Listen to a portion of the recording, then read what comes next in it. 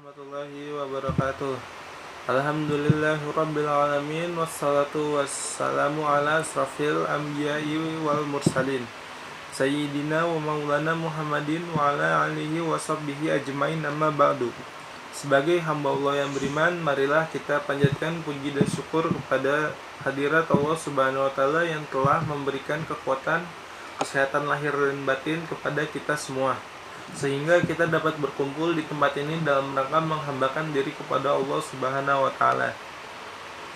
Salawat serta salam tidak lupa kita kirimkan kepada junjungan Nabi Muhammad SAW yang telah mengantarkan umat manusia dari zaman jahiliyah sampai peradaban yang modern ini, yang penuh dengan kemajuan ilmu pengetahuan dan teknologi seperti yang kita rasakan seperti ini.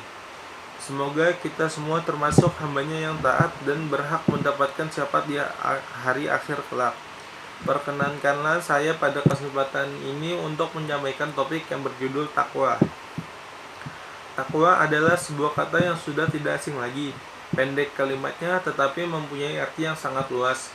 Semua orang berbicara tentang takwa, dari kanak-kanak sampai dewasa, dari TK sampai perguruan tinggi, semuanya berbicara tentang takwa. Bahkan di setiap acara pelantikan pejabat di instansi, di situ kita dengar takwa, dan takwa. Karena sering diucapkan sampai kita mengalami pergeseran arti. Padahal ulama mendefinisikan takwa itu adalah melaksanakan perintahnya dan menjauhi larangannya. Saudara-saudara kaum muslim rahimakumullah, kita sebagai muslim marilah kita bertakwa kepada Allah agar kita mendapatkan rahmat dan maghfirah dari Allah. Derajat takwa ini hanya bisa dimiliki dan diperintahkan hanya kepada orang-orang yang beriman kepada Allah.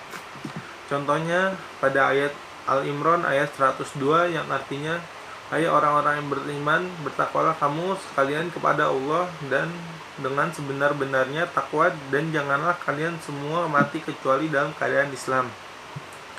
Kita sebagai muslim harus konsisten dengan takwa itu kapan dan dimanapun kita berada. Di situ kita harus bertakwa. Jangan kita takwa hanya ketika di masjid atau di rumah saja, tetapi takwa itu harus menjadi hak milik kita selama hayat masih dikandung badan. Di kantor bertakwa, di pasar bertakwa, di kebun bertakwa. Jangan sampai keluar dari masjid takwanya hilang. Kalau saya keluar masjid bawa takwa, saya tidak akan gosip. Kalau ke kantor saya bawa takwa, saya tidak akan korupsi. Karena takwa ditunda atau ditinggal di masjid dan di rumah, sehingga kemaksiatan merajalela di mana-mana. Sekarang timbul pertanyaan, apa sih tanda-tanda orang bertakwa itu? Marilah kita lihat surat Al-Baqarah ayat 3-4. Yaitu orang-orang yang percaya kepada hal-hal yang gaib, percaya adanya surga dan neraka, percayanya adanya jin dan setan, bahwa setan jin itu ada. Orang-orang yang percaya dan yakin adanya akhirat, saya juga percaya adanya akhirat. Percaya bukan sekedar percaya. Yang buta akan semakin buta, tetapi percaya yang membiasakan dalam kehidupan sehari-harinya. Orang yang percaya akhirat itu jalannya tidak angkuh. Orang yang percaya akhirat itu ngomong yang gak asal ngomong. Tetapi mereka yang percaya akhirat itu hidupnya atau gayanya betul-betul dipertimbangkan.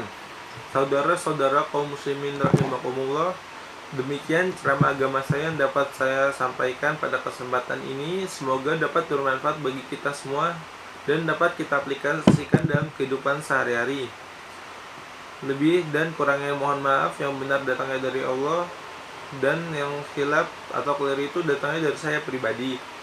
Saya manusia biasa yang tidak pernah luput dari kesalahan dan dosa. Akhirul kalam, wassalamualaikum warahmatullahi wabarakatuh.